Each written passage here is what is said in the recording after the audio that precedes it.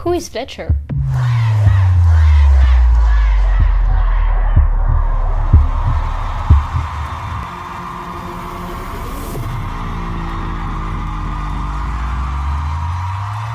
I guess now you have an idea, but let's dive into her story a little bit more deeply. Fletcher, whose full name is Carrie Ellis Fletcher, was born on March 19th, 1994 in the United States of America in New Jersey.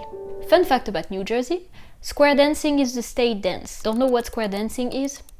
I got you. It is basically a dance that starts with 4 couples facing one another in a square. And there is a guy in the back screaming or singing the movements to them. To the left, couple circulate this way, wheel and deal. You'll be smarter for Christmas. You're welcome.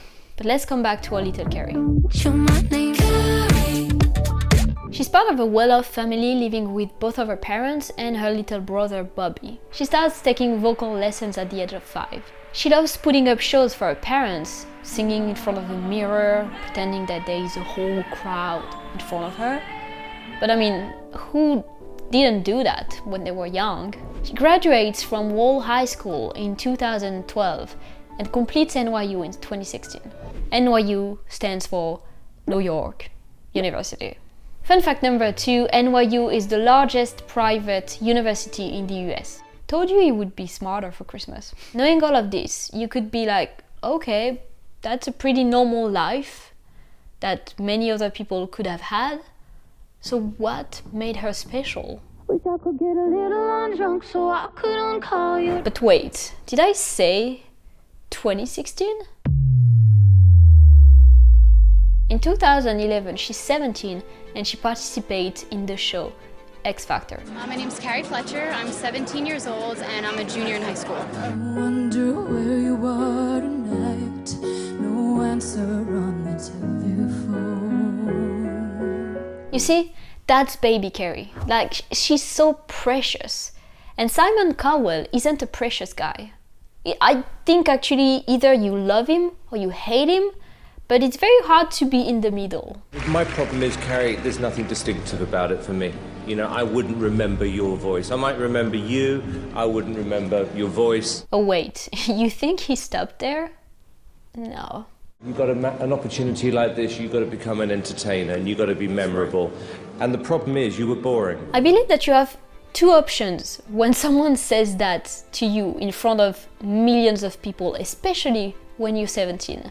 You either 1, take this information and swear to yourself that you're going to prove him wrong, or 2, take this information and go cry yourself to sleep for probably days or weeks. And why did it hurt Carrie? It might have been a pivotal moment in her mind, but we'll come back to that. And I say yes. Carrie, for what it's worth, because I think you're smart and I think you'll listen, I'm going to say yes as well. Long story short for X Factor, she got paired with other women, and guess whose idea was that? Simon's. They didn't know each other before the show, but Simon didn't believe that Carrie was charismatic enough to be a solo artist. So they created a group called Lakota Rain. Lakota Rain. They got eliminated but still released a song called Emergency Break.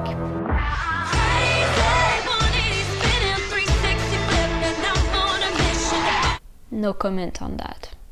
Also, Daddy's Bob, Carrie's dad, he's worth mentioning because he seems like a really cool dad, and I guess we love Bubs. Bend over, Mike, cock long. Is that some kind of joke? So did she stop there? No. She moves to Nashville, in Tennessee, to work with a producer, Jamie Kenney, and then they release a song named Warpaint. Bring the big guns out. Shoot now.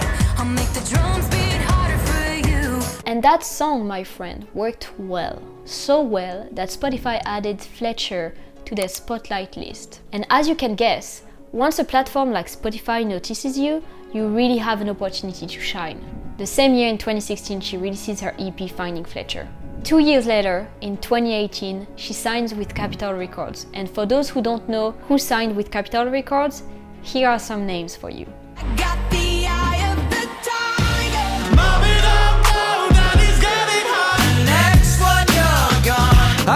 I kinda like the way you help me escape. Some good songs, a contract with a big agency. So what's next then? Because she's still far away from the icon she is today. So what happened? Wish I could get a little drunk so I couldn't call you at 5 in the morning. I wouldn't fuck you. This is what propelled Carrie's career for good. She basically starts 2019 with releasing her famous song, Undrunk. This song was the fastest rising song at pop radio from a new artist since 2014 when it dropped. Undrunk is her first single to chart on the Billboard Hot 100. In April, she releases her song If You're Gonna Lie. In August, she releases her EP You Ruin New York City for Me. And on top of that, she participates to 3 festivals. All of this the same year. Oh, and I actually forgot something.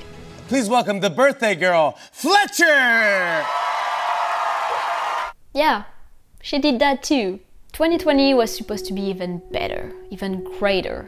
But as you know, maybe, something happened. COVID-19, the disease that defined our lives in 2020. No concert, no debut album, nothing. Everyone had to quarantine. And I tried to avoid the subject as long as I could, but it is part of her career. So here is the thing. She decided to quarantine with her ex-girlfriend. I give you a second to digest the information. But wait, do you remember what Simon said? And the problem is, you were boring. Well, take that, my guy. Don't say it, not tonight, not tonight. Just save it, shut your mouth, you like it when I With the help of Shannon being the ex-girlfriend, they decided to create all the videos for the sex tapes. And yes, that's the name. That's the name.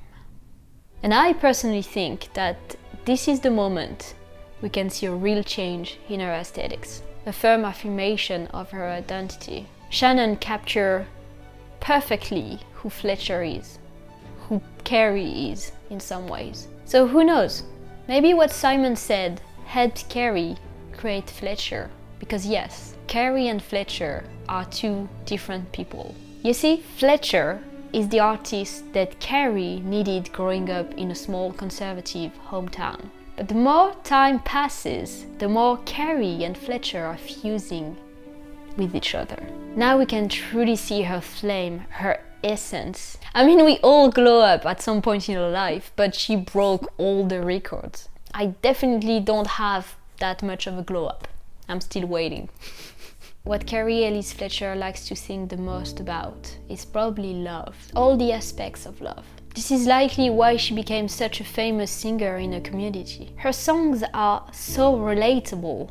In many aspects, it's like she's singing us her personal diary. And people love authenticity, which is a core value in Fletcher's career. I mean, who'd say that? I have like a really vivid memory of being in 2nd grade and being on the mats when everyone was having we were doing a reading time on the rug area, and I farted so hard and so loud, and everyone called me Farty Fletcher for In 2022, she finally releases her debut album, Girl of My Dreams. I felt strangled by all the ways I wanted to love. It felt too big for me, too boundless to understand. I became a figment of my own imagination. You can follow her through her journey to self-love and self-acceptance. Artists like Fletcher play a crucial role in the LGBTQ+ community. Besides falling in love with artists like Carrie, whose smile can steal your heart in 2 seconds, I believe influential figures showing that 2 people of the same sex loving each other is totally normal is a powerful move that more artists should make. You don't need to be completely part of a community to support it. So, 3 years later, did she find what she was looking for? I have to find me. I have to love me. On my own 2 feet and not lean on anything else. And that's a really difficult to be all right, look in the mirror and be all right, you and me, we're gonna be best friends when you've never done that before. I'm sure her next album will answer some of her questions. In the meantime, go stream her last release, Eras of Us. How are you doing? Where have you been? And guess what the song is about? Love. Of course, if you've answered Shannon, you wouldn't be wrong either. Carrie entered a new era, and I can't wait to see what she's coming up with. See you in 2024, Fletcher.